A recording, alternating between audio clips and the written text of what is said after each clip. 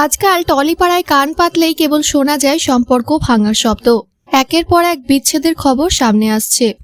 মঙ্গলবার অভিনেত্রী সুস্মিতা রায় তার জন্মদিনে বিবাহ বিচ্ছেদের কথা প্রকাশ্যে আনেন।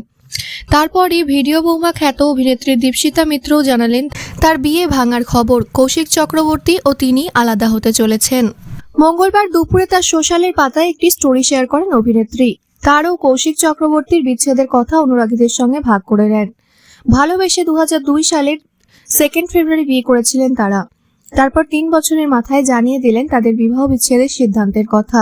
অভিনেত্রী লেখেন, সবাইকে জানাতে চাই যে কৌশিক ও আমি আলাদা হওয়ার সিদ্ধান্ত নিয়েছি। আমরা আর একসঙ্গে নেই। বিয়েটা টিকিয়ে রাখার জন্য আমরা সব রকম ভাবে চেষ্টা করা সত্ত্বেও আমাদের আশা অনুযায়ী কিছু হয়নি। এই সিদ্ধান্তটা পারস্পরিক শ্রদ্ধার সঙ্গে নেওয়া হয়েছে, আমাদের ভালোবাসা ও স্মৃতির প্রতি কৃতজ্ঞতা প্রকাশ করে। আমরা আপনাদের কাছে বিনীতভাবে অনুরোধ করছি আপনারা এই সময়ে আমাদের গোপনীয়তার প্রতি শ্রদ্ধাশীল থাকুন।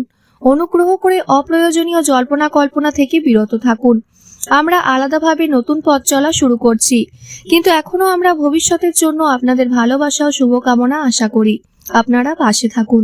আলো ছায়া ধারাবাহিকের সেটে দীপশিতা মিত্র ও কৌশিক চক্রবর্তী সম্পর্কের সূচনা হয়। খুব অল্প সময় প্রেম করার পরই তারা বিয়ের সিদ্ধান্ত নেন। বর্তমানে কাজের সূত্রে দীপশিতাকে দেখা যাচ্ছে ভিডিও বৌমা ধারাবাহিকে। এর আগে তাকে বেশ কিছুদিনের জন্য রোশনাই ধারাবাহিকেও দেখা গেছিল। কৌশিককেও রোশনাই ধারাবাহিকে দেখা গেছে।